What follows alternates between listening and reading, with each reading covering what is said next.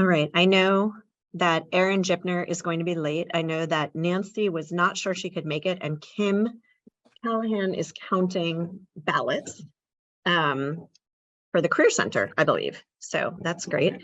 So anyway, we'll just get slowly sort of started here. Because you all are here.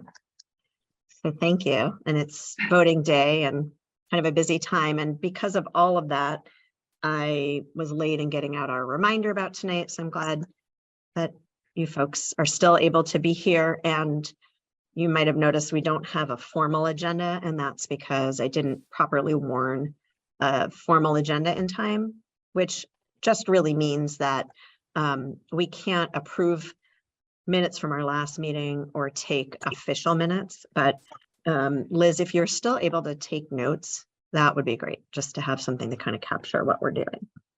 Yeah. And in the meantime, I'm going to just, so that people have it, put in the chat what I wrote up as some notes, because I thought there were some really good thoughts in here that relate to some parts of our meeting tonight.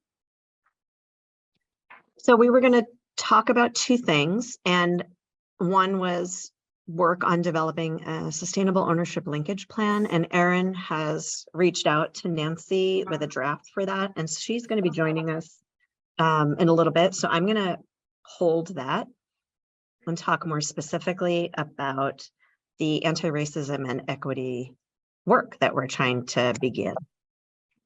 So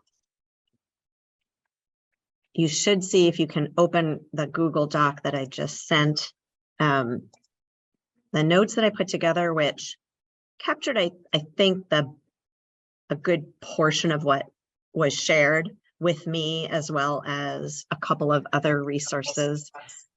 And I was actually thinking that I might try to keep all of our resources in one place instead. There are some others on an email thread. So I'm going to make myself a note to add.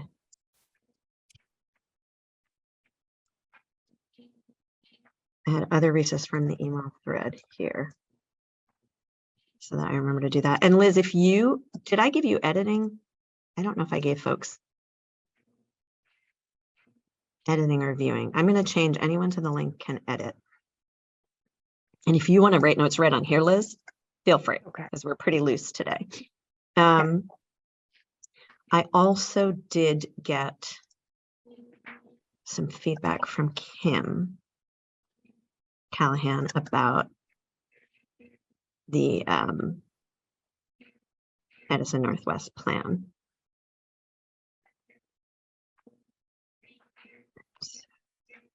I'm thinking maybe the best way to, well, let's first look at the notes in this document, and then I can share that one next.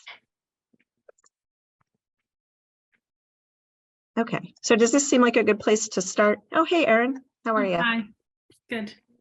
You popped in when I was staring at another screen.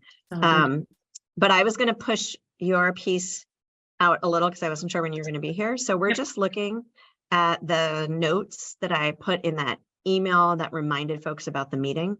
Yep. Can you access that? Mm-hmm. Okay. And Liz and Deb and Elisa, are you able to access that also? Yep. Okay. I have a printed copy. It's easier for me to do that. So. Yeah, you're smart to do that, because I'm looking back and forth and it's kind of hard. Yeah, Okay. I can't do that. Okay. So I thought, if this makes sense to everyone, that we can just go through. The ask was to look at what ANWSD is doing as a place to just think about what we like, what we might wish would be different, and to just think about how we want to move this work forward. And I thought we could go through what people's thoughts were. I think that there's some great comments that come up here that we can maybe talk through. How does that sound? Okay. Hi, Jennifer, how are you? Hi, sorry I'm a little late. That's okay. Do you have access to the notes document that I sent in the email reminder for today's meeting? I do. Okay. So we're there right now, and we were going to go through everybody's comments. Okay, great. And then I wanted to share out, I had a conversation with Bess O'Brien earlier today, which was great timing. And I wanted to share a little bit specifically about the Listen Up screening. Okay, so some of the pros that folks identified for the framework that Addison Northwest put together were that the purpose statement was inclusive beyond just the school, but into the community as well as members of the police force. Identified the need for greater adult understanding of how oppression shows up and the education that's needed there. That it built in collective accountability for schools, board, and community.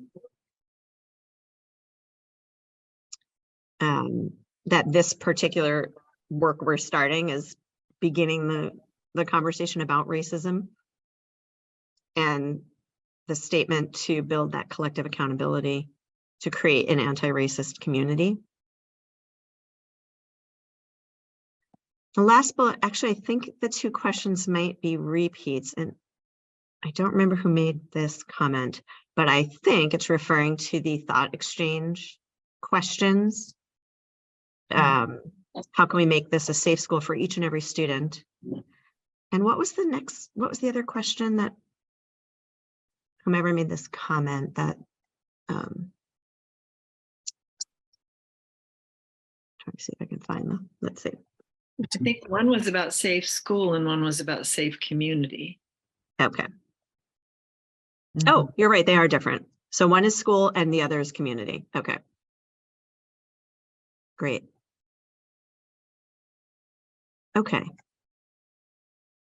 So was there anything else people identified in what Addison Northwest is hoping to do that wasn't mentioned here that they wanted to mention that they would wanted to say they appreciated or thought was a positive?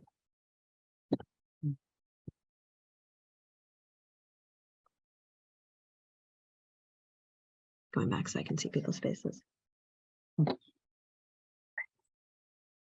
Okay, so let's move on to some of the cons. And if there's something else you want to add in, everybody has the ability to edit, so you can just do that, or you can just shout it out. Okay, so I was concerned about limiting ourselves to one model. Defining the terms anti-racist, racism, access, and equity. So what do all of those things mean? So people know really what we're talking about. There was a concern about what needs to be done right now to ensure the safety of students, especially students of color, and that this work needs to be based on building relationships and trust, and that takes time.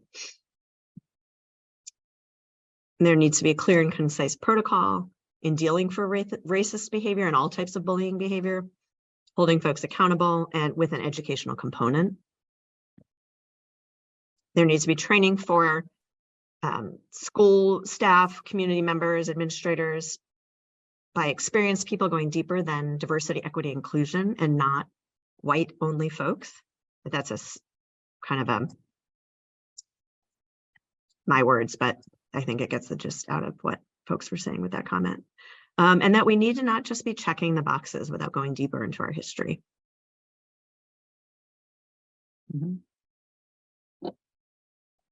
Were there other things that people wanted to mention about particularly the Addison Northwest model that felt were worth more conversation?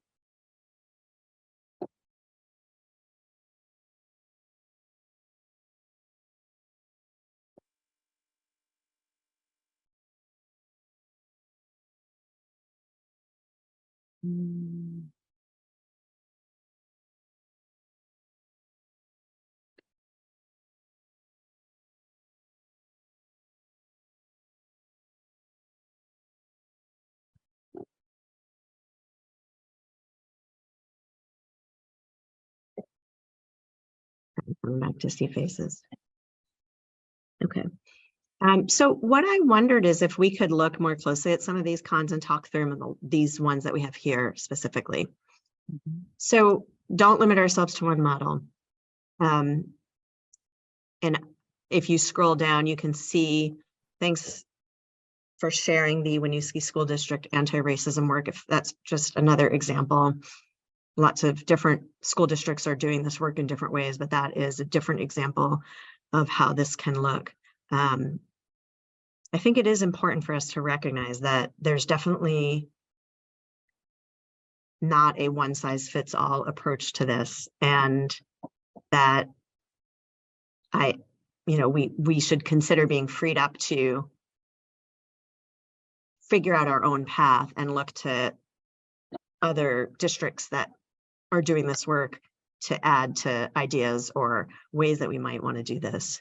And what I really liked about what's happening in Winooski is that a lot of the work is led with students' voices pretty well centered. If you look at the steering committee, there are students, staff, administrators, community members, board members, a range of people representing different roles. One of the things I was struck with by that is that it makes me think about what I imagined could be an avenue for us, which is to have a starting point that would then identify people who might be want to be part of such a group that would invite students to participate, would invite community members, staff. And I think there have been pockets of people interested, but one of the ways I think we can, on the school board, we can be conveners. And so I also wanted to say that I think it isn't just our work to do. And for sure, if we don't represent the voices of all the folks that are marginalizing community, it shouldn't be our work to do alone without their voices being included. So I guess to me, I see our work as to figure out what would bring people together to be part of something like the group in Winooski, which invites a whole range of folks with interest and experience to be moving the work forward. The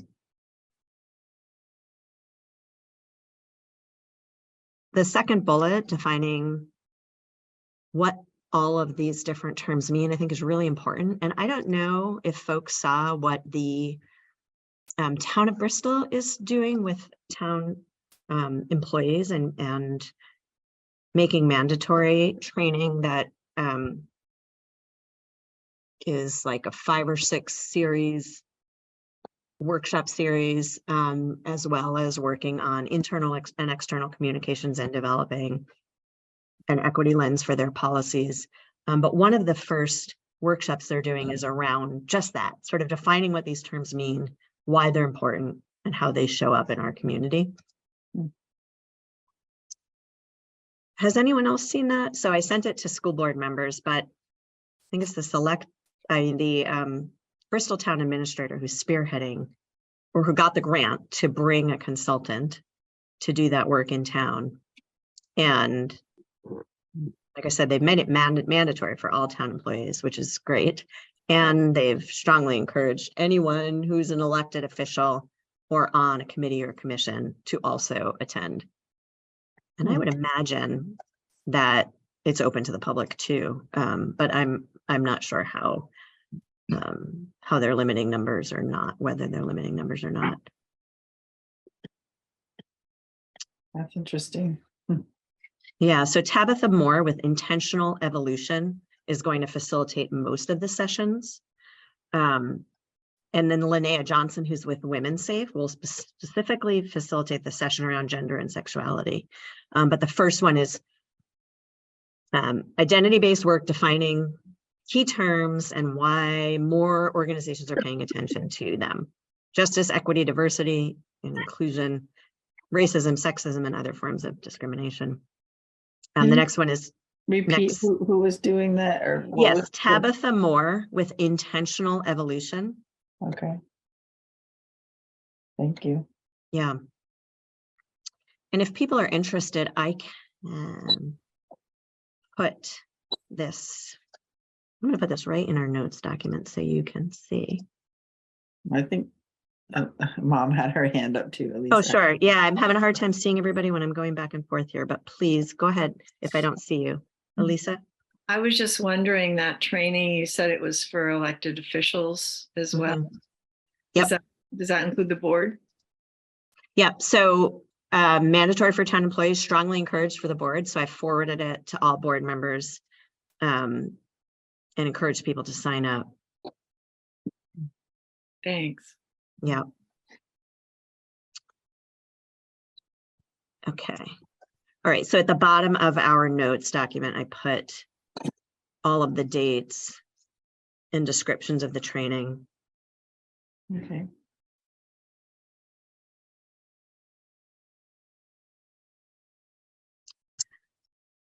Okay, I want to go back up to building relationships. And so, sorry, going back again to the cons, building relationships and trust takes time. And what are we doing now to ensure the safety of our students? Deb, I think this might have been one of your notes, that and the next one about what's the protocol currently in place. And so that relates back to our hazing, harassment, and bullying policies and the staff we have now who are doing that work. I can give you a little bit of information about that. And I would also strongly encourage anybody who wants to know more about exactly what that work looks like for all students and specifically for students of color, to reach out to our principal. We did hire a dean of students who's in his first year at the high school right now. And one of the reasons he was hired was because the incident of investigations that needed to be conducted in the hazing, harassing, and bullying realm was really high and too much to be added to the job description of the assistant principal. And so that's spans a variety of harmful behaviors, but that is a primary focus of this person's position. We are a restorative practice school, and I think that that program is pretty well utilized in our school, but I don't know a lot of the details of how that works. I do know that social and emotional health, safety, and well-being of our students is a pretty top priority. And through the money we got through the pandemic, the ESSER funding, several additional social workers were added, more relationships with the Counseling Center of Addison County. So I think a lot of that fits into that concern or wondering that you had, Deb. Yeah, thank you. It does. The other, one of the things I was thinking about today was acts that aren't as blatant, like microaggressions. Yep. And to have people educated as to what that is, what it looks like, because if you don't even know what to look for, you're not going to see it. I have a feeling, I don't know for sure, but I have a feeling that that could be a lot of what goes under the radar, which could easily go under the radar. That's not any judgment, negative judgment against anyone. Yeah. It's really a difficult thing to watch for, but you know, again, more education on what that even is might be helpful. Yeah, and it would be good to know what's happening around that right now. I know that there's that the current principal is trying to build a really strong culture of, I think she calls them being upstanders, not bystanders, but upstanders. And I do think that a lot of those microaggressions happen in the hallways or the lunch, or where, you know, it's really hard for teachers to see and hear. So educating students about how they can be supportive and reporting and all of that. And so, yeah, I can't speak to the specific ongoing work that's happening there. But right. I just think that that's kind of an area that could probably use some more education on everybody's plate, including mine. You know, it's just there, it's very subtle. So yeah.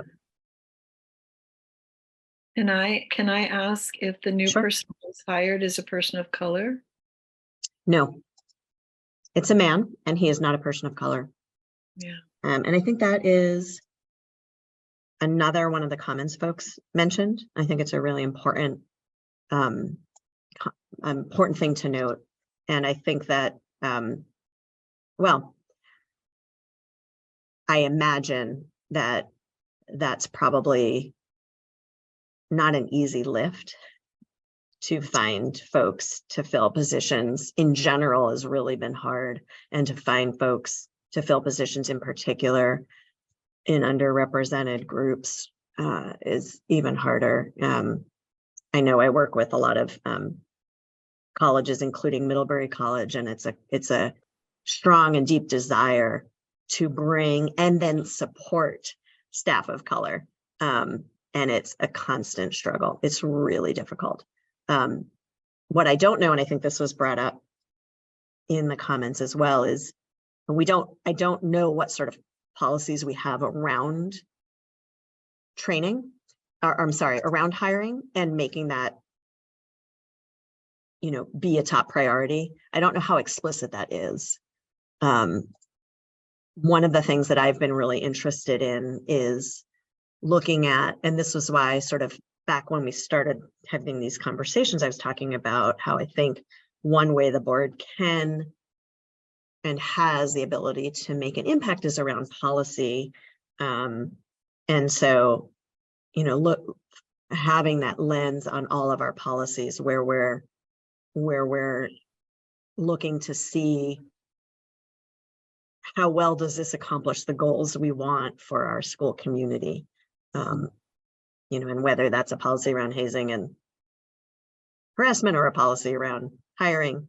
I think that some of the work that's happening with the town of Bristol town employees is that they ultimately are hoping to look at all of their internal and external communications with that lens after they've received these trainings, and that's going to be some of their work. So one of the things I wonder and hope is that as we start bringing together a coalition of folks in our community who are interested in doing this work and having that include board members, that there would be specific recommendations that would come out of that. And some would live in the realm of the school board, like, looking closely at all of our policies. And some might live in the realm of administrators, and some might live in the realm of community members. Yeah, I think thank you. I'm glad that can happen. I still remember one of the statements made in the film I'm From Here. Mm-hmm. Was when the Winooski principal said every school in Vermont should right now have a 10-year plan that includes hiring BIPOC staff and training teachers and BIPOC people on the board. Make your plan now. And that film came out a couple of years ago. And that really struck me as, there should be a 10-year plan in place for these kinds of things that are a little like they're similar to, but they seem like a bit of a different, like in the other thoughts category. It's not just a con of the pros, but it's like, okay, well, we're looking at all this stuff and getting this information. We need a 10-year plan. We can start that this year. It doesn't have to wait 2 more years to do that. It's like, let's just start a plan and get it into place. The other thing I just wanted to mention, add to what Deb said just a little bit, is that I just want to put out there the truth that in most cases in white dominant schools, there's actually more microaggression that tends to come from the staff and teachers than from the fellow students. From the fellow students, it's a little more blatant and a little more in your face. But from adults, that's usually where the microaggressions come in. And so, well, even with well-meaning teachers that just aren't being conscious in the moment, I'm not blaming anyone, but it's an area that deserves its own attention, I think. And I hate to burden teachers more, but it's something that has to happen somehow.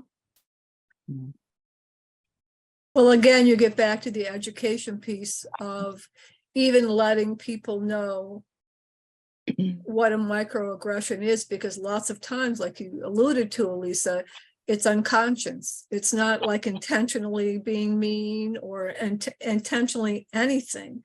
Yeah. It just is something we've been so systemically brought up by that it just seems normal. Mhm. And when there is a microaggression from a white teacher to a student of color, that student of color is not going to be comfortable going to the white person he's supposed to go to talk about it. Mhm. Yep. Right. So it's like a washout. And yeah. Yeah. I was just looking for the info that I shared. I think it was the last time. I'll keep looking, but it talked about some of the things that had already been happening or were currently happening in the district, and that would be a good thing for us to maybe link to this notes document. But so that we kind of have a sense of what the starting place is and where we might head. But it included information about some professional development training, and I know that that's happened in fits and starts in different ways throughout the district, but and I know it's been received, in a variety of ways by staff. So yeah, I think that those are really important comments. Yeah, just that and I saw that you have it listed there, Krista, with training administrators, teachers, staff, and community members, going deeper than DEI, and just to put into the space that we did. Mom and Deb and I did speak to this group. It's the, help me if I get this wrong. The study of white American culture. Thank you. And they were very open to doing, to setting up a training that they thought, starting with the professionals, the staff would be a good place to begin, because then those people could be trained to bring it more to the students. And so we could do something customized that would focus, I'm sure that they would talk about the microaggression piece also. It's just one possibility, but they were very open and willing to have a conversation, work with us. So just to put that in the space again. Yeah, and another resource is the People's Institute for Survival and Beyond probably have the best anti-racist trainings, hands down, way better than a DEI kind of training. Yeah, that could be like a suggestion to make. They have ongoing what they call community organizing workshops, and groups can do them, but individual professional development, it's a great way to get a systems perspective.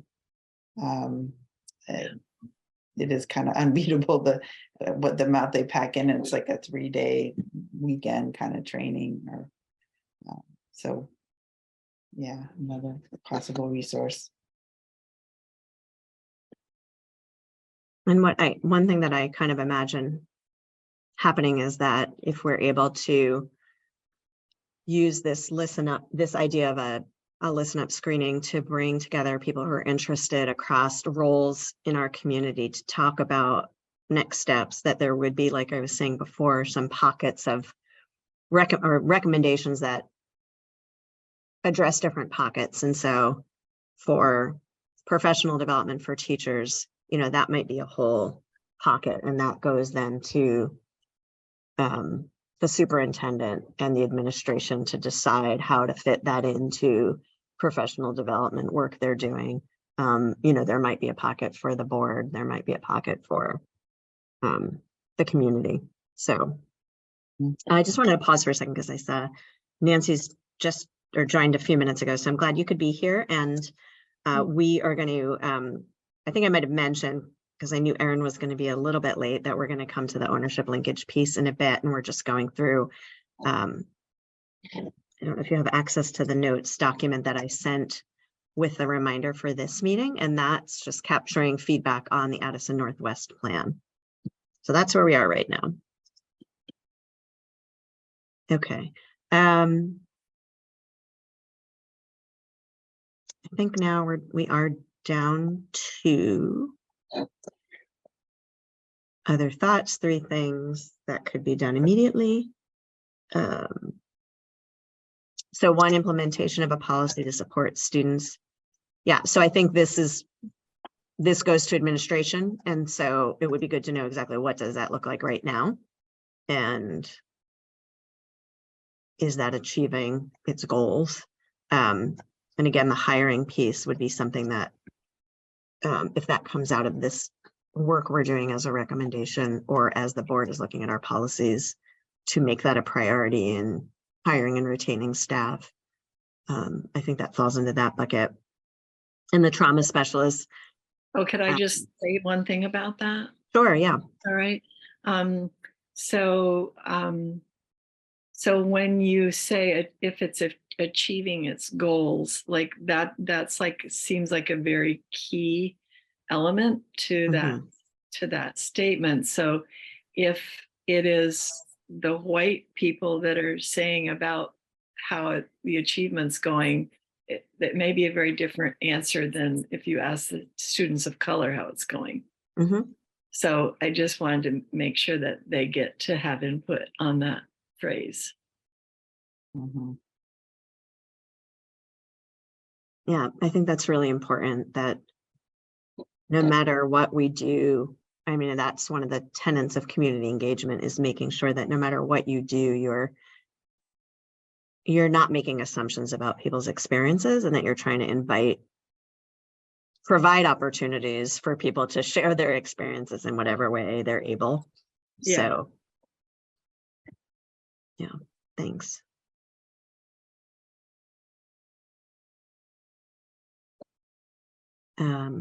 And I think we talked a little bit about the trauma specialists and folks understanding more about microaggressions and being able to identify them.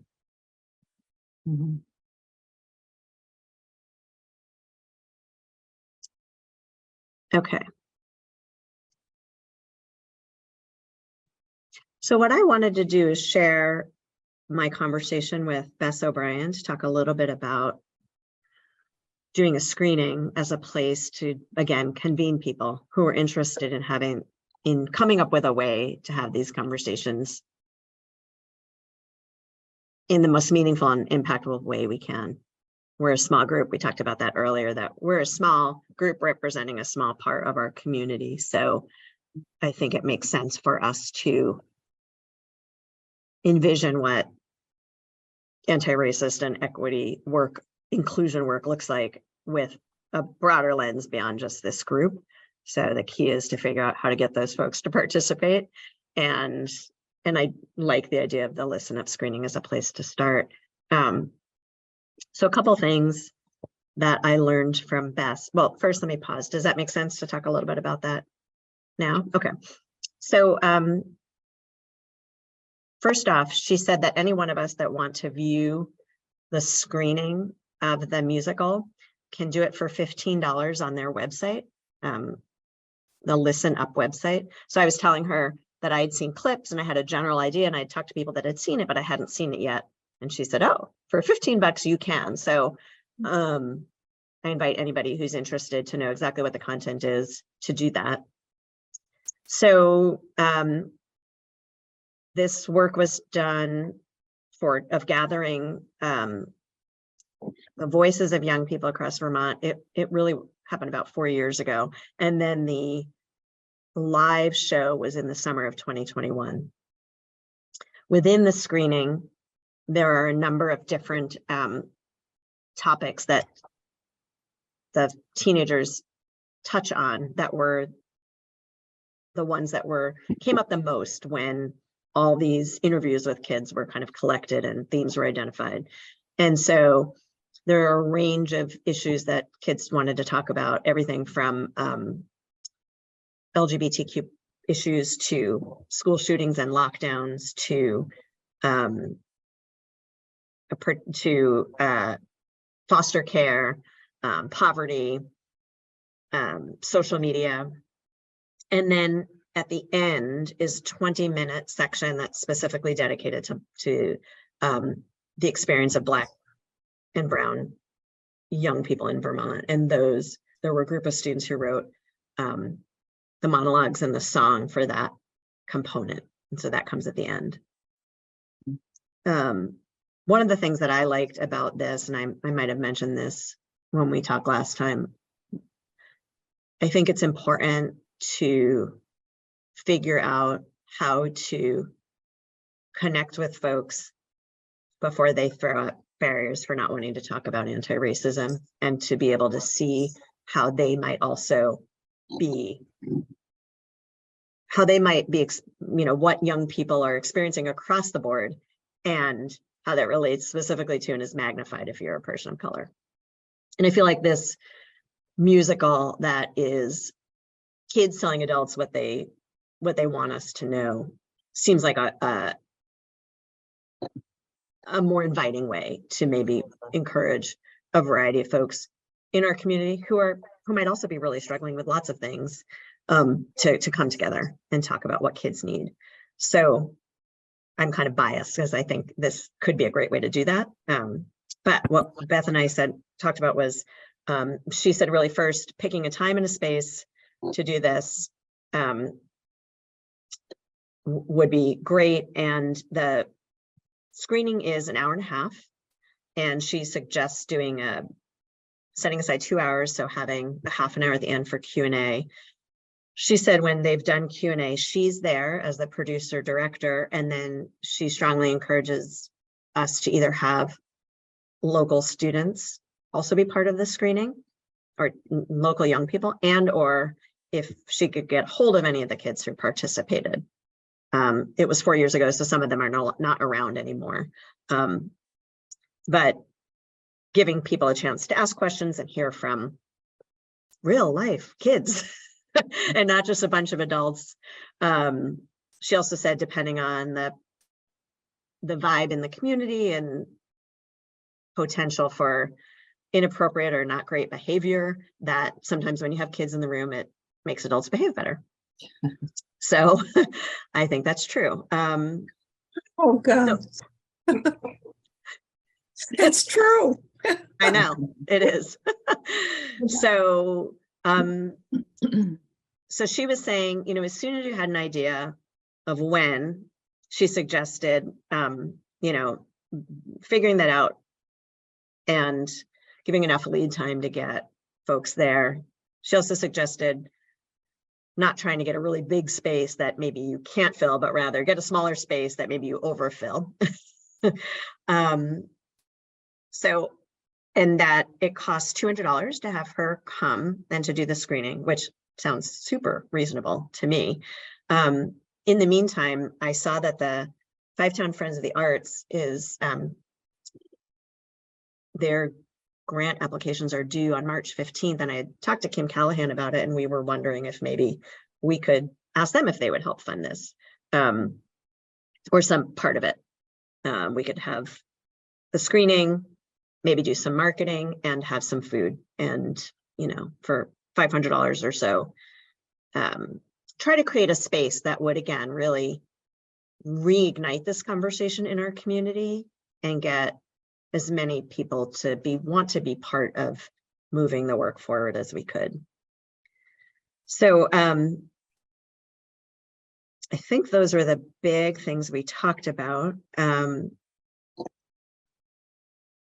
The other thing that I was thinking about was that I would really love to run this idea by students at Mount Abe at Community Council on Friday, and see if maybe there are a couple of them that want to be part of the planning for the actual event. Yeah. To that end, I had also reached out, and I think I said I would do that at our last meeting. I'd reached out to to Patrick Green, our superintendent, and I asked him if he could talk to our principal about doing a screening. I think we were talking about like, would we do a screening in the community and then at the school, or just one, or how would that work? And so he was going to reach out. So he was reaching out to Shannon. And in the meantime, I had a conversation with a very small sample size of teenagers, my two daughters. So I'll just say that this is just 2 kids, but they weren't sure. They had some interesting thoughts about some of the assemblies they've been to, how well they've resonated or not resonated, whether it would draw the interest of the diversity of students like we might want. They were a little unsure. They were advocating instead for a survey of students. Like, how do you, like some of the questions on the Addison Northwest thought exchange, what do you need to feel safe at school or in the community, or something along those lines. So again, it was just my 2.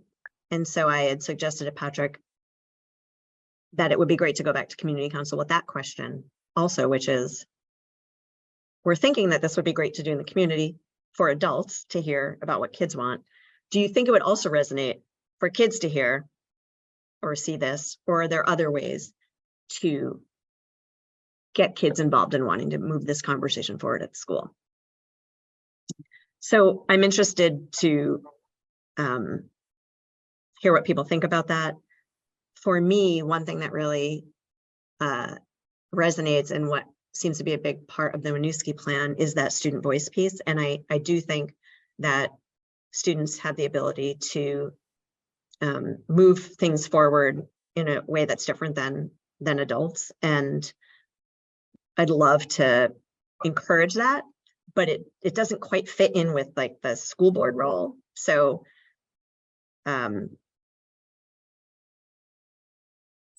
and I also don't know how to get them interested, I guess. So anyway, I'll stop talking now because I've shared a lot of different things. I'd just like to know what people think about all of what I shared. Can you say just a little bit more about what you mean that getting the students to move things forward doesn't fit into the school board? I guess just a little more understanding about that. Yeah. Well, I guess what I'm thinking is that sometimes like activism and agitation is really powerful. And that's a different role than what the school board does to advocate for things.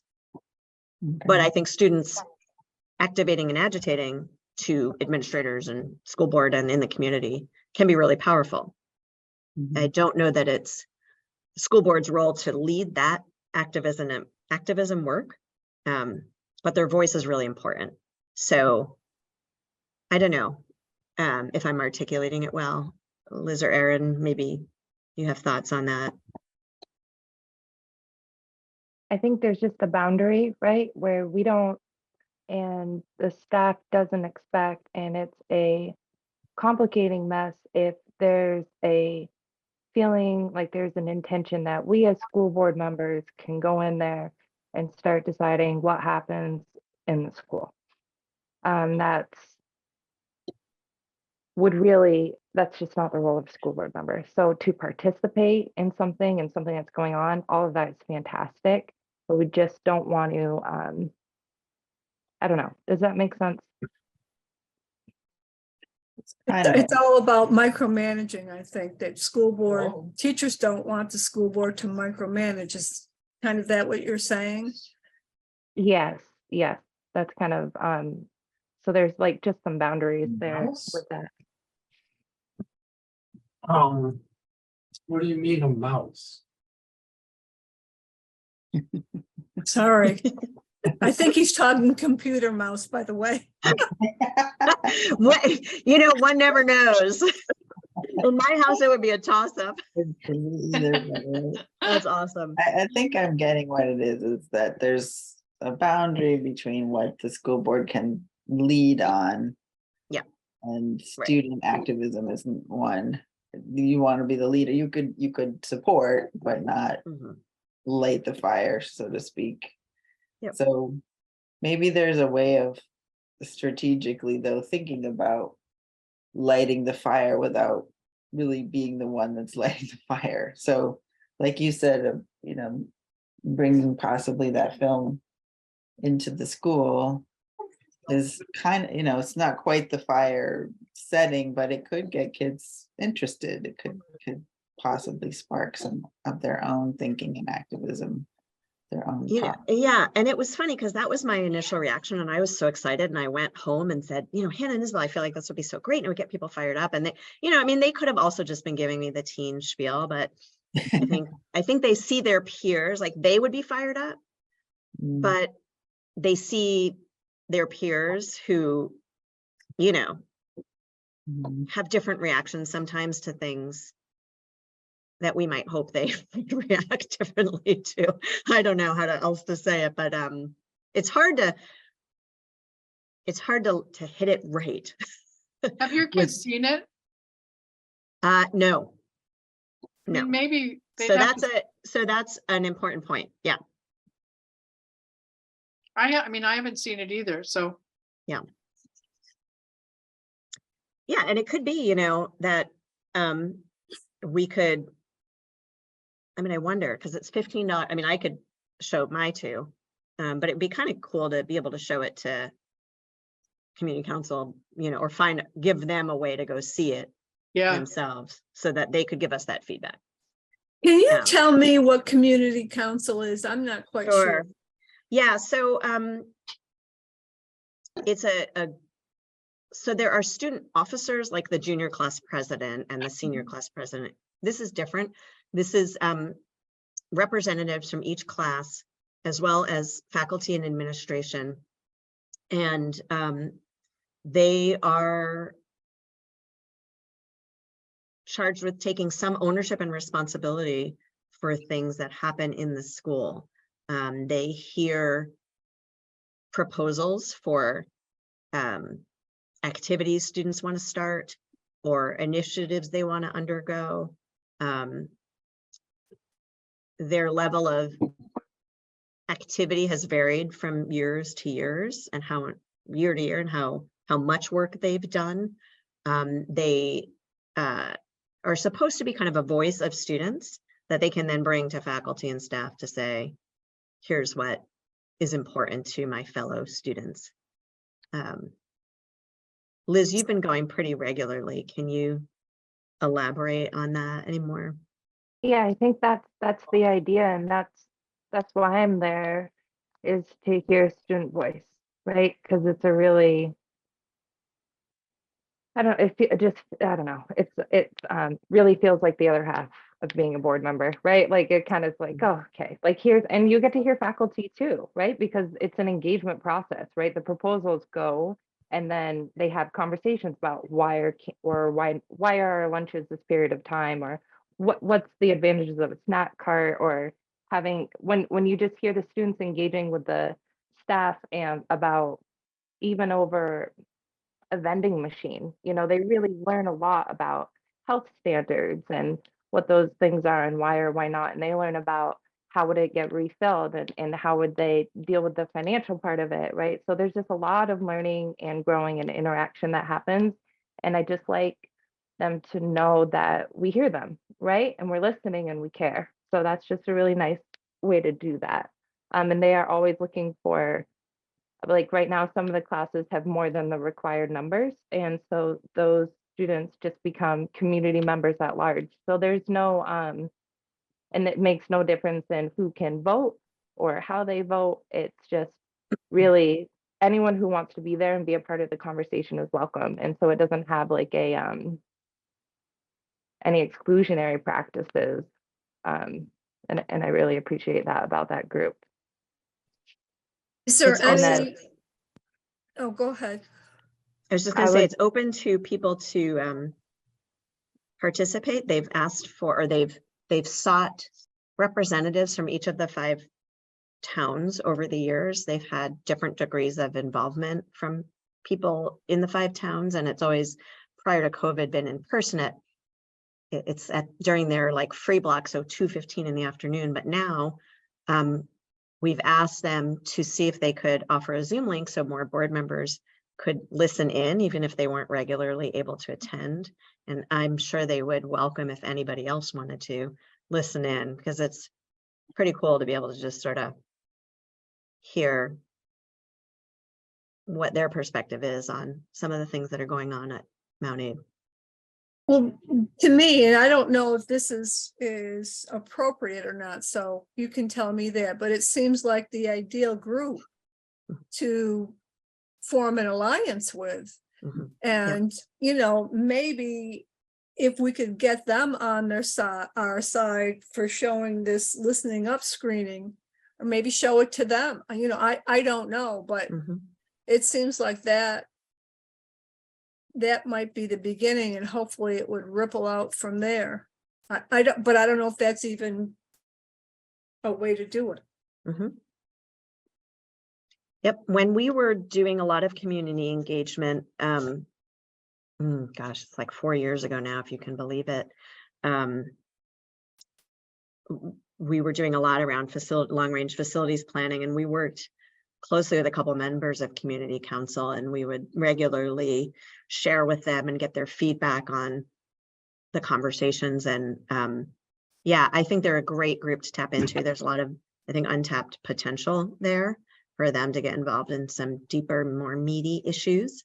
They did have some experience with that when the Black Lives Matter flag was hung. That was a proposal, and they managed and shepherded that whole process, and they were really impressive with how they navigated that. There, with some hard conversations with community members and staff, as well as a proposal that came after that to sing the national anthem every day at school. So they navigated some, have had some experience. This group of students that are in the group now, not many of them were there for that. There are a few now that were there when those conversations happened, but they're, yeah, yes, we should be talking to them. Yeah. So we could probably reach out and get on their agenda, right? Mhm. Because it's such a short time frame, and maybe an after school viewing would work, since I don't think they'd be able to find that time during the day. Back to the hiring people of color. CVU was recognized last year as making some really excellent progress there. And I just want to say that I really appreciate what you said, Krista. I've just had a there's a person, so had a friend since freshman year of high school. We've been really close for a long time, and she was just hired unknowingly with that intention of bringing diversity.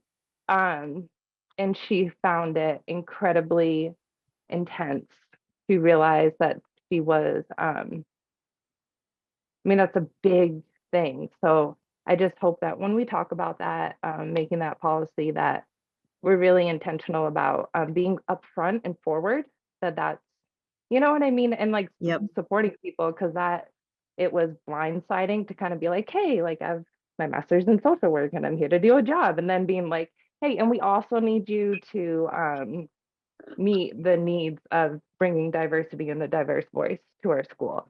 And the truth, like that's, you know, that's heavy, right? So I think we go back to what the heaviness of what I don't know, because there's the two parts of this conversation that are, we can't have this conversation without like not about me without me, right? And also what weight are we putting right onto somebody to carry us and lift us, right? Like to, I don't, it's really tricky. And it kind of feels like, from what I've heard about the school conversations,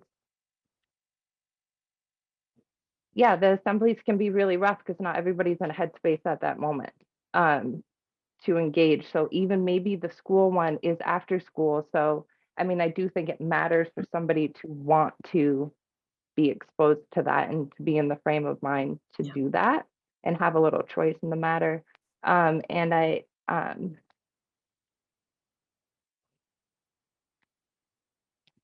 that might be a good compromise there.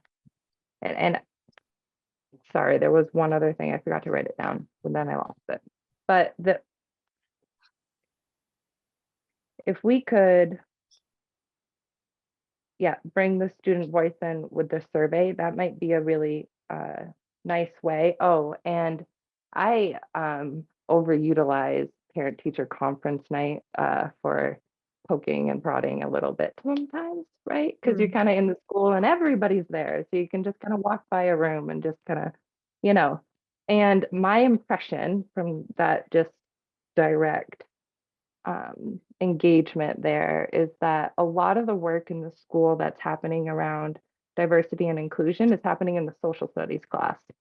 That the circle prompts is 20 minutes when kids are just getting to school, and it can be a lot, right? Like, so going back to what community council did when they put out about the Black Lives Matter flag, and then the second proposal, super controversial. So for a teacher to have kids that are kind of wandering in and kind of just waking up, and like that was heavy, right? And not everybody's a social studies teacher. So if your history is in math, like you may not be comfortable just being like, okay, you know what we're gonna talk about for 15 minutes. I'm gonna put this on here and we are gonna like it's not, it's kind of so what I heard is that there is a space from, I mean, I remember even our kids at Bristol Elementary School learning about human trafficking in sixth grade. And then it moved every single year, there's social studies units.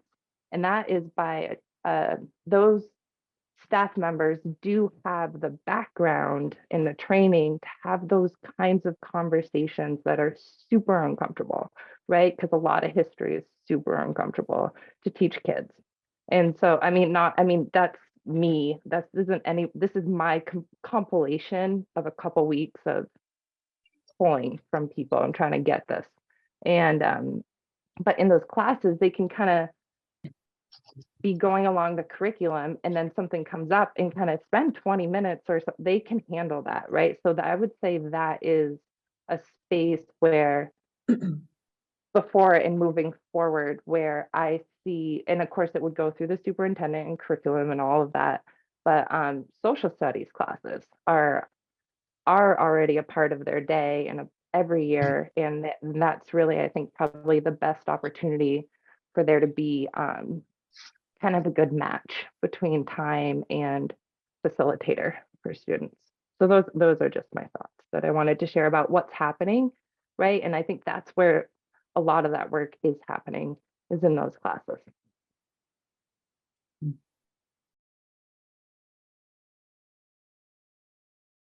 Thanks, Liz. You reminded me, and I don't know if folks are aware of the bill that's, I think it's still in like working group mode in the legislature, but the ethnic studies bill, which is really about very deliberate inclusion of curriculum and accessibility and, you know, across the whole, you know, even in PE, like every class, but I think it is the recognition of the need for, and teachers will say they don't have the experience they want to learn, they need, you know, but that is moving along, and that group is moving along, and I'm just putting a link in there.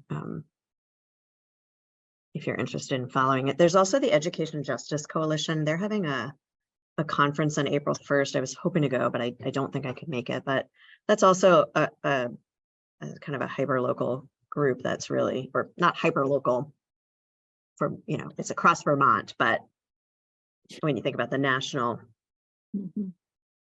scene and then what people are trying to do here, they're doing some really great things as well.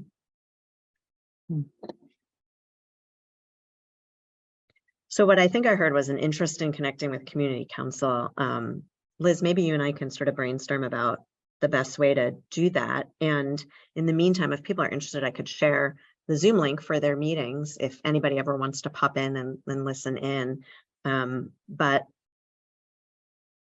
it sounds like the goal would be to get their feedback on, to ideally get them to, some of them to watch the screening, and they get their feedback on what that could look like to share that at Mount Abe.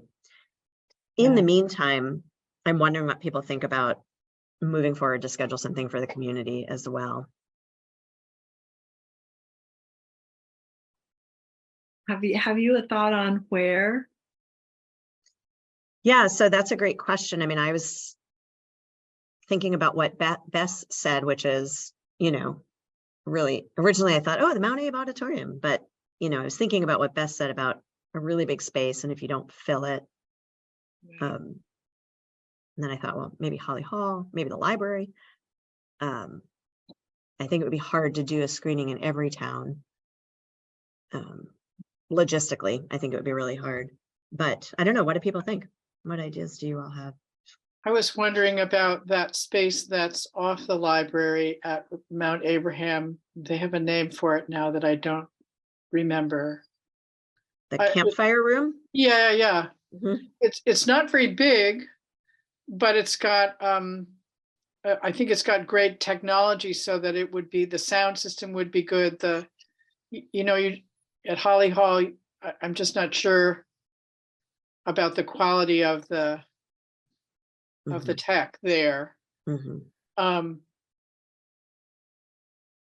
But I'm really wanting to see it. So if you go to is that the way for us to do it, is we can go to the Listen Up website and That's what Beth said. Yeah, you should be able to see like a way to live stream it, and it costs Okay. $15. Okay. And I'm sure that if we have any issues with that, I can just ask her to clarify for me. Okay. If you don't have success. But I also wonder, and you may have talked about this before, about whether we've gotten anything back from Ann Wallace in her conversations with counselors at Mount Abraham. Nothing yet. No. And so we don't, did you get a sense from Shannon yet about her view of what has happened and what might need to happen from the principal? All I really did was reached out to say that we were interested in this idea of a screening at Mount Abe as a way to move to get students interested and move the conversation forward in the Mount Abe community. And she was totally open to that. Yeah. But that was about the extent of it. Okay. And in addition, I shared, I think at the last meeting, some of the work that has been done, like related to what Liz was saying earlier, but also some of the professional development and just sort of pockets of things that have been happening around the district. Is that what you were thinking about, Nancy, or wondering about? Yes. Okay. The other thing I was thinking about was the fire station in Bristol has that community room that I think is pretty well underutilized. That I don't know what the tech is like there though, but yeah, that could be interesting. And the website for Listen, is it just listenup.com? Is it something? Let's see. I'd like to post. Maybe Listen Up Vermont. listenupvt.org. VT.org. Okay, great. Thank you. And then let's see, screenings. And that just takes you to a schedule, which doesn't.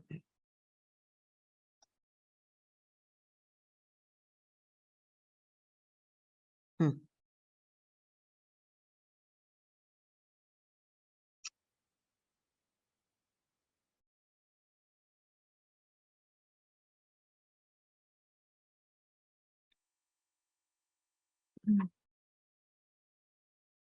not easy to see how you to get to it. Yeah, I wonder if you have to reach out. I got it while we were talking. I okay. just How did you do that? I'm sending it to my email because I did it on my phone, and then so you and figured out how to do the $15. Yep, it's Vimeo. It's a Vimeo video. Yep. So I am gonna email it to myself and then share it in the chat. Does that work? Awesome. Thank Okay. you. So I was kind of thinking, we could go ahead and see if we can't, I can't remember if you're here, Nancy, for the conversation about getting a little bit of funding from the Five Town Friends of the Arts. But that deadline for their grant is the 15th. So I wonder if what people think about going ahead and trying to get some funding from them for this, and maybe reaching out to our libraries to see what partnerships might be there, or if anybody has any of our libraries have any space that would be suitable for showing this in our community. But I was kind of thinking timing wise, not getting too far toward the end of the school year when it gets really busy for people. 6 weeks from now is the week right before April break, which seemed like that could have some potential. Yeah. I do think you should do it before the warm weather really hits, because Yeah. people will want to be doing other things. Yeah. I know that that Porter Knight did one in the cafeteria. Mm-hmm. Oh, a That- screening Yeah, that at worked the large caf. in that space Mhm. because it's big and there's a lot of light and it's big enough, but it's not like the auditorium doesn't have that Yep. huge feel. So Yep. And we do have pretty good tech. We know how to set up the tech well there, especially with the downloadable link, which is yeah, I think what we would do. Okay. presentation was great, and it was just on a regular stand-up screen. Yep. So that might be an easy place. Like I just think if we want the public to come, it has to be a space that they're pretty comfortable coming into. Yeah. So And it has good parking, which is another easy have parking. good parking, yeah. The library doesn't have as much parking. Mhm. For sure. Yeah. Parking. Maybe between those two rooms, the one Nancy recommended and the cafeteria, depending, how many people seem to get interested. If they're both at the school, then the actual room chosen we might not. Are we going to Not- have people Might not know sign exactly up how to many people come are or coming. just show up? We might Yeah. not know how many people are coming till we get there. Don't know. Something about the cafeteria that could be nice is that Bess and I talked about having food, some snacks, or Mhm. something there. Yeah, and there's room to set up a table of, Yeah. would you like to sign up to be part of one of Yeah. the groups that we're planning on, and what would your interests be, and Yeah. that sort of thing. It could be And also, if it's happening at the school, then that's a sort of easy way to do, probably okay to put up some flyers or something at the school, which Yep. might get more students interested to come. Yep. Kind of, putting things up around the community, but also just because it's there, people might hear about it that might not have heard about it. so. And I'm trying to put myself in a student place, which is kind of hard to do because I'm 70 years old now. but I sort of get what your daughters were talking about. I wonder if I would be, would I be that taken by going to something that I would sort of go, yeah, well, I knew that already, and so maybe if we want to do something for the students, maybe there could be a student viewing of I'm From Here. Because I know that happened in the cafeteria with Porter Knight, but only 4 students from Mount Abe came. No teachers came, no staff came, and no board members came. And it was at the school. So I was sitting there going, oh my gosh, I wish the whole school Mhm. this should be an assembly presentation for the whole school, so that some teachers would come and maybe the superintendent would come, and maybe they need a different something than this as a additional option to get involved with. I don't know. Yeah. That What poor- if, I think maybe what I'll see is if we can identify some days and places within Mount Abe that could work for a community screening. And maybe Liz and I can also talk about how to talk about this with community council and get their feedback. Once we pick the date, then this group will need to for sure brainstorm how to get people there. And one of the things that Beth said we get with our $200 is a lot of flyers that we can print out and put around, which is great. And I think there's lots of different ways we can invite and encourage people to come, and maybe even some kids would come with their parents too. Right. Well, there's So, yeah, go ahead. I always talk about the front porch forum place being somewhere to get info like Yep. that to a lot of people. Yeah. I don't Yeah, know we'll if do a there's full any, court press. like like a little something in the Addison Independent, Yep. maybe. So, yeah. Well, Okay. if given what the whole connection, the whole thing of what's trying to happen here could be enough to get somebody to come and do an article. Mm-hmm.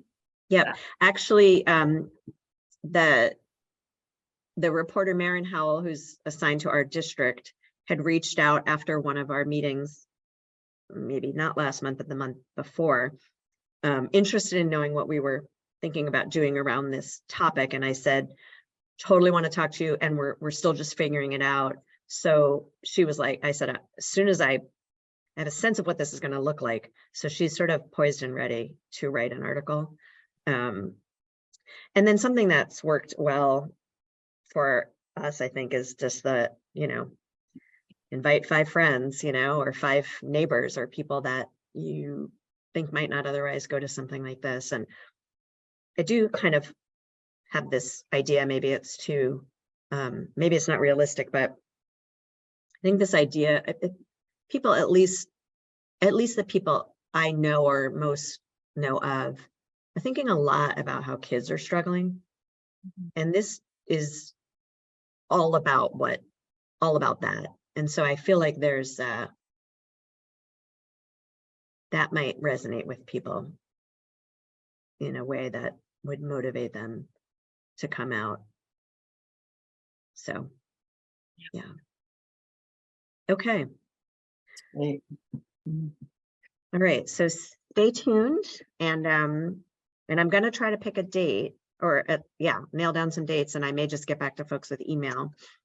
I'm going to try hard to avoid any of the big events at Mount Abe, and I do think if we can do this before April break, we have the best shot of avoiding some of the spring concerts and the playoffs and all the things that will happen that will swallow up a lot of our community.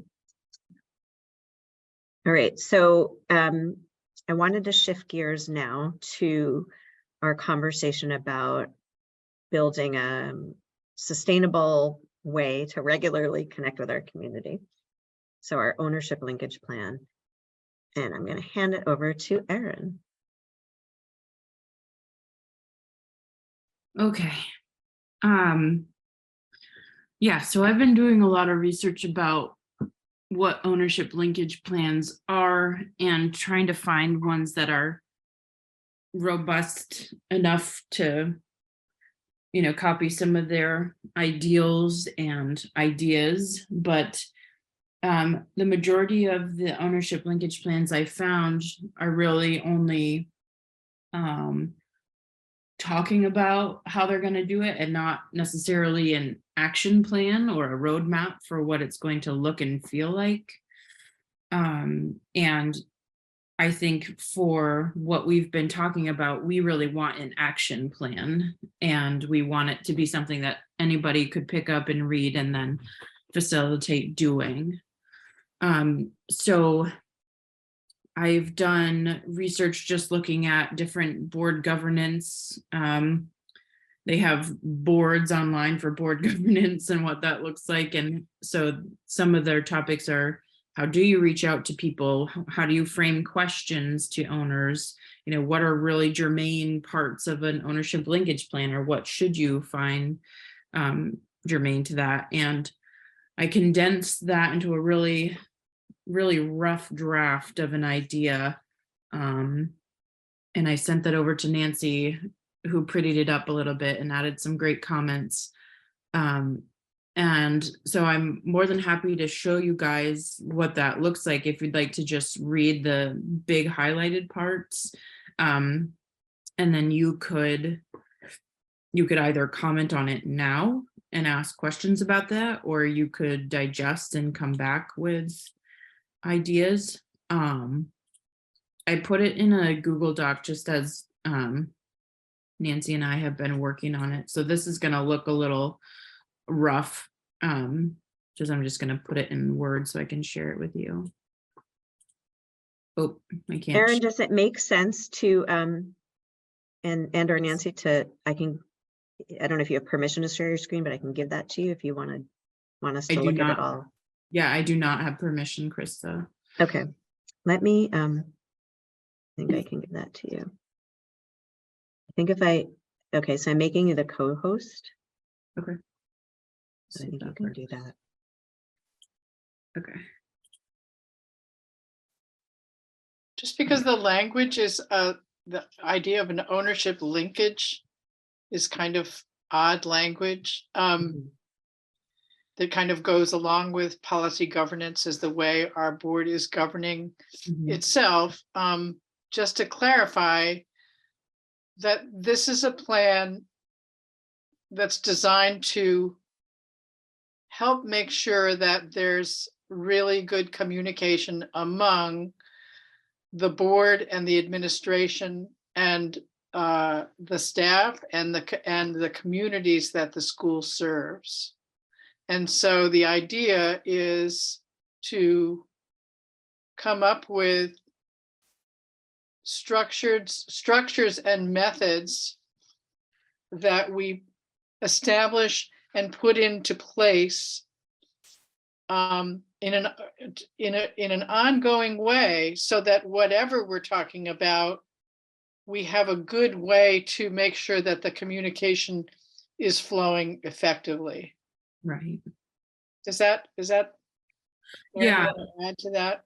Yeah, and just thinking about the ownership linkage, it's important that while we get all those voices, that as we are on the board, that the primary focus for owners is really going to be people who live in our 4 towns, and their contributions. So if we feel like staff and staff members, even if they don't live in this district, need to be part of an ownership linkage plan, we can certainly add that idea. But from everything I had looked at, I had assumed that owners were really just the people who lived within the 4 towns.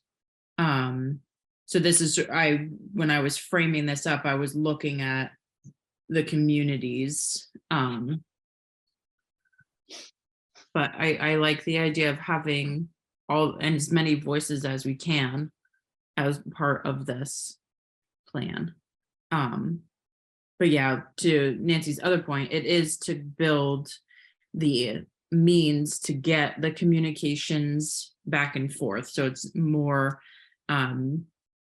collaborative communication with board and people, owners.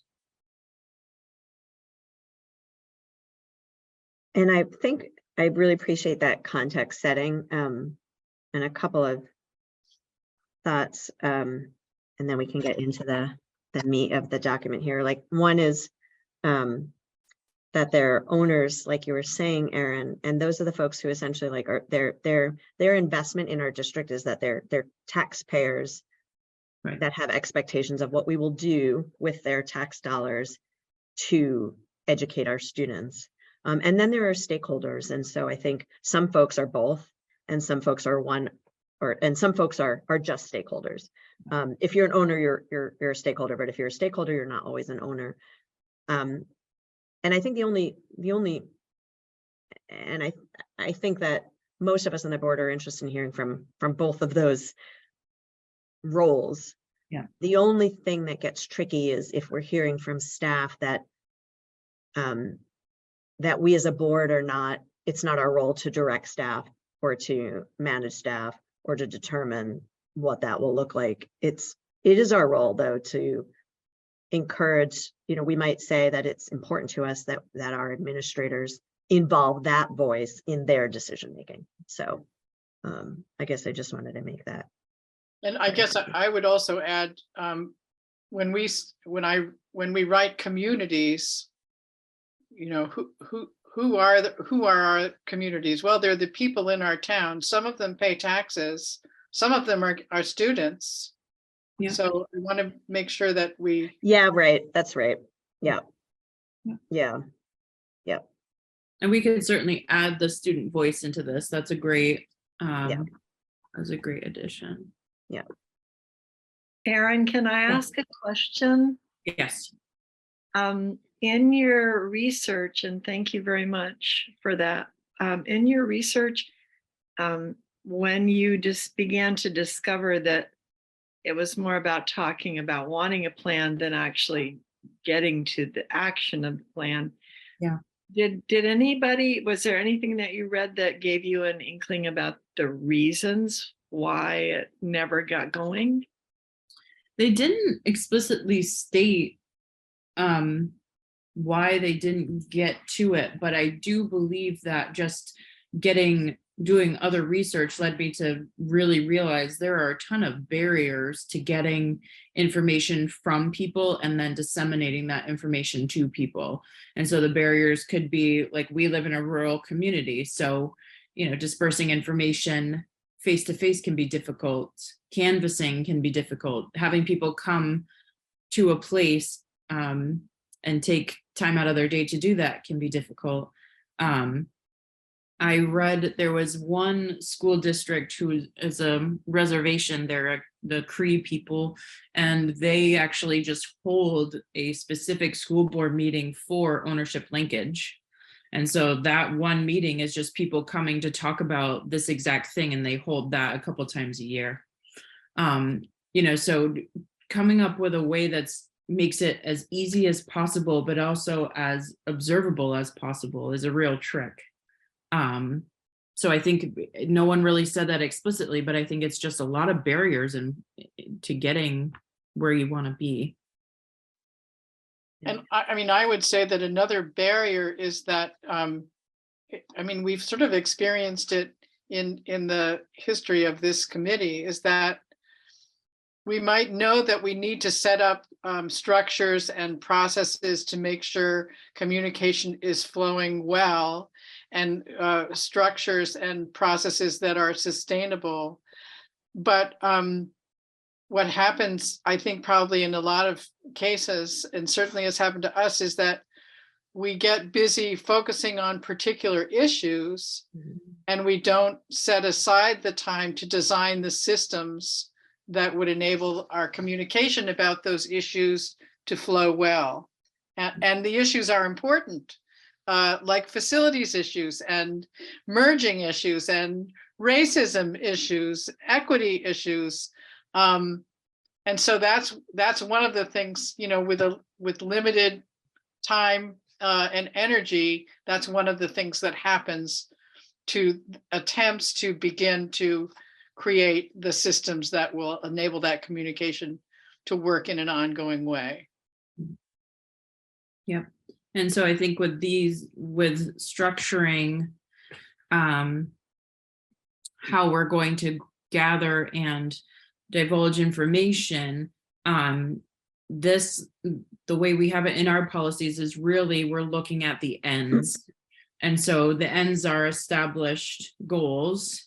And so we could break those goals up and have different quarters that we're looking at those, or different meetings that, or different surveys, or different, we could really break down the ends. So we allow time to get stuck in an issue, instead of trying to tackle all the ends all at once, and are they functioning?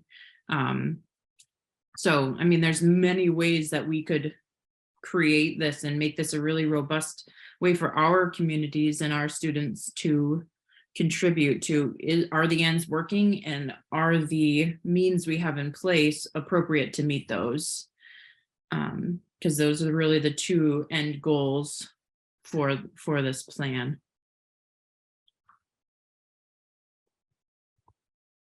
So I'm having two thoughts right now. I don't know if there's time for me to express them. I don't want to overgo the meeting. No, go ahead. One thought, thank you, Erin and Nancy. I really get the whole barriers thing.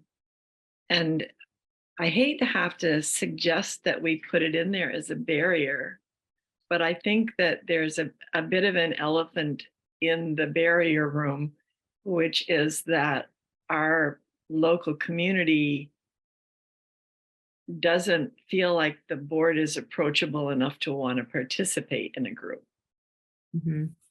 And I hate that that's the way it is, but I mean, even if I even mention that I'm doing a committee meeting that has relationship to the school board, people go, "Oh my God, how can you do that?" So I think that is a barrier. Yeah. And that maybe before actually having the action plan of meeting with groups, that there needs to be some sort of preparation for how we address or try to rebuild that relationship to some degree. I don't know what it is, but I just didn't want it to stay the elephant in the room that we're not talking about, because in the end, it's, well, why do we want to keep doing this if nobody comes? Well, there's a reason. So that I think that's a big reason, at least for us. Yeah. And the And other, go go ahead. ahead. Well, I was going to address that comment first. Sure. I agree. And I think part of the reason why an ownership linkage plan is so important is because the board can't just create trust and provide a safe space without actually doing something to that end. Yeah. I mean, we have ideas and we have goals on the board that we're hoping are really come to fruition and make a big difference. But we also realize that it's a long game. And so in order to make short-term gains for that long game, we need to have stuff in place. So as part of the things I was considering during developing this is the use of community groups or volunteers, or in some way enlisting community members to sort of facilitate that information gathering or disseminating. So it's more of a community and collaborative feel than just a top-down sort of regimented, you told us this, so here's this idea. Yeah. And maybe even something as simple as a board meet and greet. Right, absolutely. Come and meet the board and just meet them as people. These are people. I mean, I think half the time people vote for school board members and they don't even know who they're voting for. Yeah. By the way, I voted for you today, Krista. Thank you. The other thing that I think is important, at least it's important to me, I would say, is that, and I appreciate, Erin, that you said this is about the ends, right? Mhm. And to me, this aspect of anti-racism and education for our students around that shows them that they are part of a systematic and societal imposition, and why, is the whole basis for graduating and raising and graduating a human being that can change the world. I can't think of any more important ends point to support and add and perpetuate. Yeah, yeah, one of the ends that's currently in place is that kids are worldly and global thinking, which is certainly, you know, a big topic. It encompasses a lot of things. So when we're talking, as we're developing this, I'm going to be really mindful about what each end is currently, and what sort of structures or systems would make sense to help address each one individually.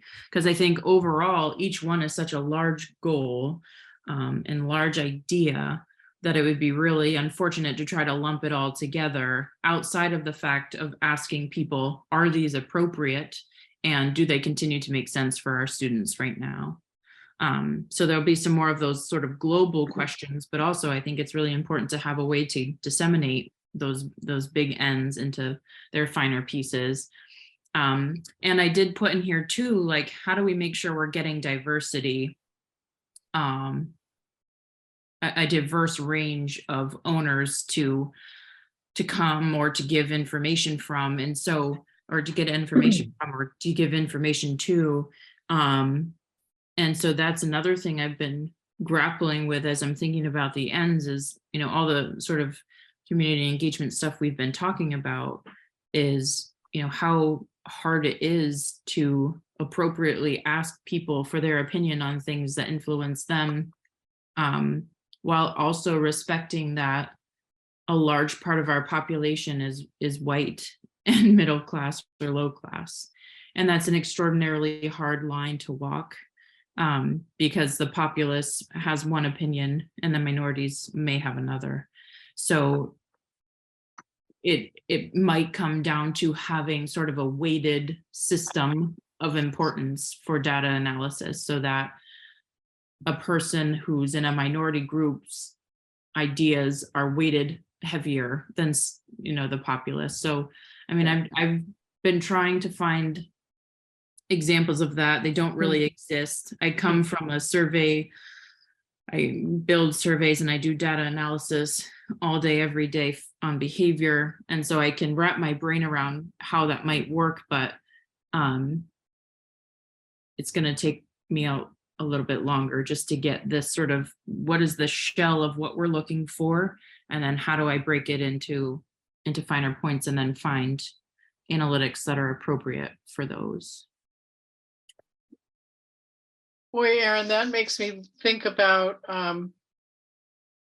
whether it would be useful either tonight or maybe at our next meeting or in between, to try to envision what it would be like if we were there. That is, if we had the linkage plan that we want, you know, that really works, what would how would it feel? What would it look like? How would we know?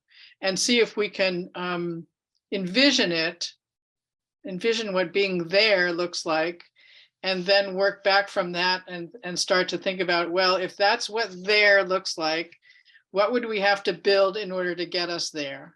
And see if that's a way to start to flesh it out. Yeah. Yep. And I like that idea a lot. And I did some thinking about that on my own as well as I was building these ideas. And then thought, you know, we could make this enormous. This could be a really detailed scientific method plan for people, or it could be more organic and less, it could still have really great data drawn from it and used, but it doesn't have to feel as regimented. So, you know, I appreciate any opinion people might have about how rigid or how flowy, or maybe it's somewhere in the middle that it's more useful. I don't know. But so I had sort of two paths of ideas of where it could be and what it could look like. Would it be okay to go back to the regular screen so we can see everybody? Of course, I'll stop share. before we leave that, will Oh. people have, is that shared with everyone here, Aaron, so that people might have time to really dig into it and read it carefully between meetings? I can share it. I hadn't yet. Because we were putting in a lot of information today. But yeah, I absolutely can share that. It'll be in a Google Doc invite. Okay, and also I have put the link to the MAUSD ends in the chat. If people want to copy that link who aren't so familiar with the ends, that would be a useful document to spend some time on. Because what those ends are really the school district's goals, learning goals for students. So it's kind of pivotal to the organization of our school district. I really appreciate the work that you both have done to get this started. And what I'm thinking is this workflow of, breaking up the meeting into these two pieces, at least for the next meeting, these two topics, and for however long it takes, so that we can get, now folks have the context setting, I think, for the ownership linkage plan is really helpful. We have the document, and it would be great if people can chew on all of that a little bit more, so that next time we can offer some more feedback, so that we keep moving it forward to where we feel like it's in as good enough shape as we want it to be. To then what would happen ultimately would be that we would bring it to the board as a recommendation, kind of share our thinking about how it evolved, the feedback that arose, and then why we're recommending that we adopt this plan. So I think that could be a process that would get this going. And between now and our next meeting, while people are looking at the document, I love the idea, Nancy, of kind of envisioning what this could be, what it could look like. And I think it could look like a lot of different things. It could look like, and a couple of things I'm thinking about is, people feeling really invested in decisions because they had a part in them. It could look like us knowing before decisions are made where our community can make the most impact and have the most decision-making power. It could look like determining how to really share power with as many diverse groups of people as possible. Anyway, this is really great because, like you both said, it's been hard to move this forward and also deal with the issues as they come up. But if we don't do this, that distancing between the board and the community just will continue to grow. Yeah. So I think we have to keep, and having, for the community to know, this is to consistently know and see over time how to communicate with the board and how the board communicates with you is going to go a really long way toward, building those connections, making those connections a little stronger. It's also true that in the process of working on the specific issues we've needed to work on in the school district over the last few years, and also the last few of our meetings, we have learned a lot about, and in some cases, in lots of cases, we have tried different processes that have worked very well. So in creating this linkage plan, we've got to come up with a new word for it. Yeah, agreed. In working on it, we're not starting from scratch. We have some experience behind us about things that have worked and things that have worked kind of, and things that have not worked. So we have a lot to go on, and so I'm very encouraged by that. Yeah, thank you all for everybody's work. I just want to say I can't copy the document that Aaron just put in. Yeah, I noticed that it didn't hyperlink, so I put it in the community engagement email and just emailed it to everybody as well. Okay, yeah, I was gonna say if all these could be in the email, that'd be great. Thank And you. is that a read only for the group, Aaron, or what's the best way? Do you want people to read it, and what? I sent it with, I'm pretty sure I sent it with edit properties and I don't know. maybe I should, yeah, that's a good thing to ponder. So one Maybe- thing that maybe could we work can, is to have people sort of highlight, I don't know if people are familiar with how you do this in Google Docs, where you can highlight a section of text and then you have the option to add a comment. So that way you're not changing the original text, but you can share feedback about it. Another thing people have done, Kim often does this, is like to make your own copy of it, Mhm. put whatever feedback you have on that, and then share it back if you're worried about doing something irretrievable to the original. Good idea. The other thing I wanted to just say is, you know, as I've done my own thinking and work around white supremacy and anti-racism, I can see how a lot of our practices have the opportunity to be really anti-racist and have the opportunity to be racist. And so I would just encourage us to think about, you know, even the way that we approach problem solving, our sense of urgency, our sense of a binary of options that we are exploring. There are many ways that can make a process open and welcoming, and many ways it can be closed. So I think that's just an important thing to think about. Yes. So it sounds like Aaron, if people read, if we can all commit to reading this and making our own notes or comments or questions, or making notes about it that might be helpful to the group before the next meeting, that's something we would ask people to do. And I think does that make sense? And then between now and the next meeting, Aaron, you and Krista, or you and Krista and I, or how, some way we would come up with a plan for what to do with this at our next meeting. Yeah, I think that'd work best.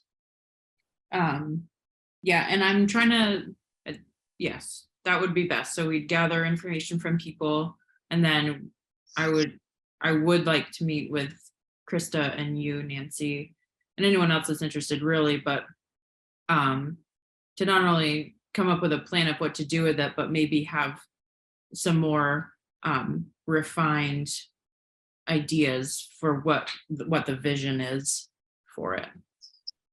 Yes, so we could work on the draft. We could work on the draft to refine it between now and then. Yeah. And our next meeting would be in April. Yeah, and then if we could get it to a place where maybe it would be ready to bring to the board for May, then that would be So if pretty good. are we meeting on the 4th? Yeah, let me just double check, since I have a habit of getting our meetings jumbled up with other meetings. So yeah, I'm so glad you asked, because it looks like we actually are supposed to have a school board meeting. Our meetings of the school board rotate between being the calendar is sort of funky, but anyway, it looks like we're going to have a whole school board meeting on April 4th. So if we could switch this group to the 11th instead. Does that give us time enough to do the No. whole? It doesn't. Yeah. So we should back up a week. yeah. Except the only problem is we have a meeting on the 28th and we have a meeting on the 14th. So then we're looking at March 21st.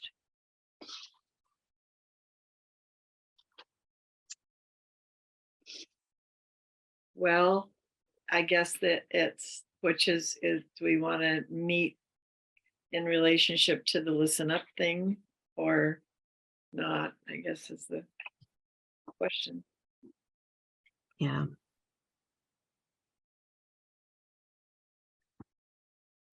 Krista, I think you're saying that but correct me if I'm wrong, that you want us to try to have a draft linkage plan by the May board meeting?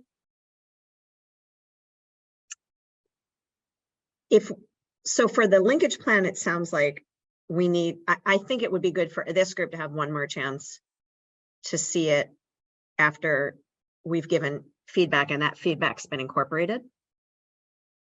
And then after that, if we feel like it's ready to go, then it would go to the board.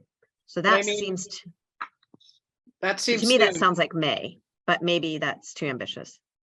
Well, because I don't know if you've had a chance to look at the draft that we have shared, but Mm-mm. it's far from close to being a plan yet. Okay, so then Yeah. there's just less a urgency collection there of than we need to ideas. have. It's a collection of really global ideas. Okay, Yeah. awesome. It's Okay, a so then collection I of won't, brilliant ideas, but they're not quite. okay, great. What I'm hearing is there's not a sense of urgency around that, which is great. Okay. So that's good. So We Going might back to have the- it ready, like, I think May would be too soon, but maybe for August retreat time. Yes. that feels really good to me. Yeah. What feels a little more urgent to me is scheduling that community screening at a Mhm. time when we have enough time to market it and be organized, and also when it's not at a bad time or getting into the trickier times. And it may be that doing it before April break is too ambitious, and it may be that maybe the first week in May is a little more reasonable. Mhm. Because as I'm thinking about our meeting schedule, even if we met on March 21st, that would give us Not much time. not much time. So, and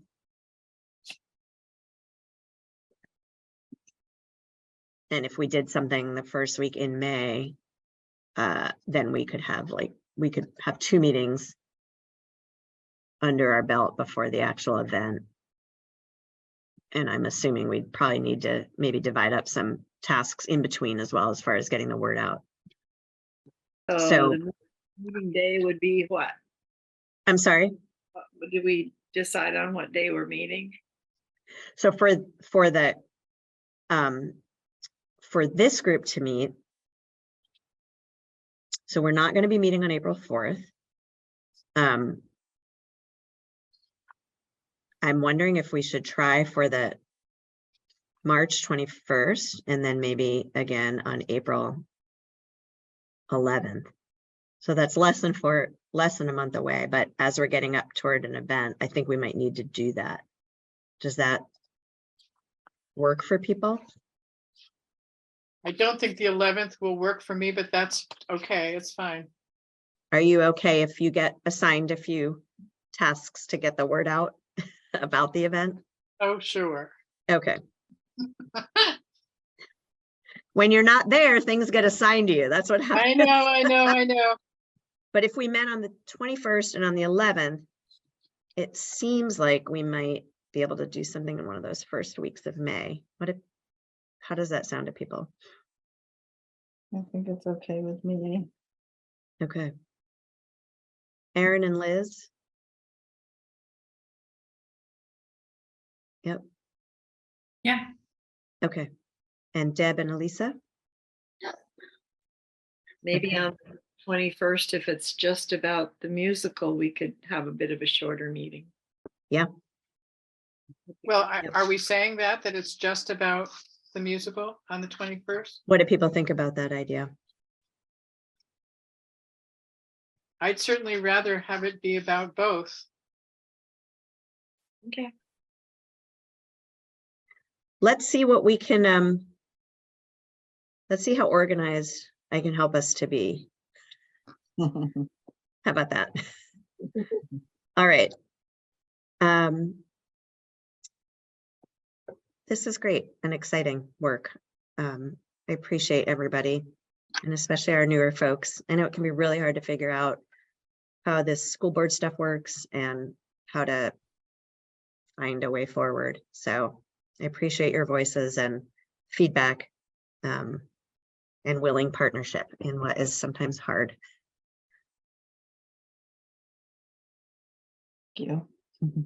And in the meantime, we can all, Liz, you sent a Vimeo link. Is that a paid link that we can click on and watch it, or that's a I link? wish, yeah, I wish it were. No, What's that's that? just to get to it, to get it. Yeah, So if sorry. any of us who want to see it, will just lay down $15 and be able to watch it. Because I really think we should all see it before we make Yep. further decisions about it. I agree. Please feel free to reach out to me if you need any assistance with that. We do have some board funding to support that. And we may be able to even provide that funding to some students if there are students interested in watching it as well. Great. Okay, so if you don't have it already, we'll make sure you have the Vimeo link, the link to the plan that Erin and Nancy came up with, and I would love it if we could brainstorm another name for it. I also just, from an anti-racist perspective, do not like the word ownership. So, and then I'm going to, in the meantime, see if we can't identify a date for our event. Okay. And Are there other those two things? links are in your document. I put Aaron's link and the Vimeo link in the notes. Okay, great.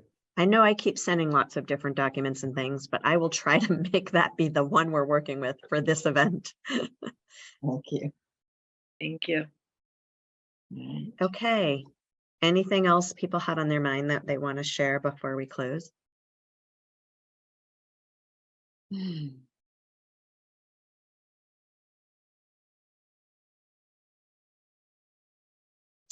All right. Well, thank you, everybody, and I hope you have a good evening.